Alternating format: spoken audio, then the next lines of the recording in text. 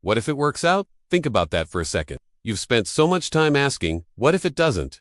What if you fail? What if you lose? What if it all goes wrong? But flip that question.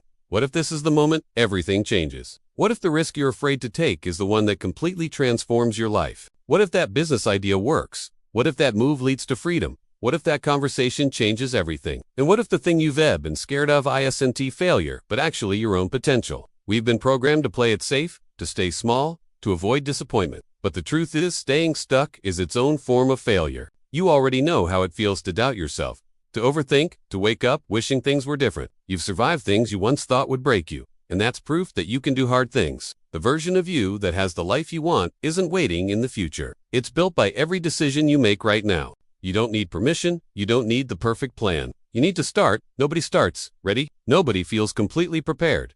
But confidence doesn't come before action. It comes because of it. The scariest part isn't failing though. Scariest part is never knowing what could have happened if you tried. Failure isn't fatal. It's feedback.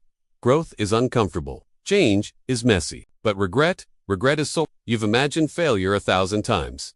Now imagine what happens if it works. Imagine waking up in a life that feels exciting, where you're proud of the risks you took, where you get to be the person who finally bet on themselves.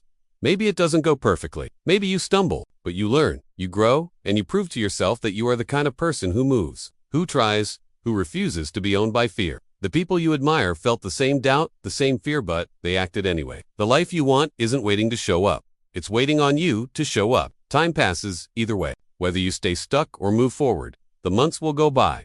So why not build something while they do? This is your moment. This is the sign you've been waiting for. The life you want exists, but it's not coming to the person waiting for perfect conditions. It's coming to the person who chooses action. What if this leap leads to everything you've ever wanted? What if the best case scenario isn't just possible, it's waiting for you?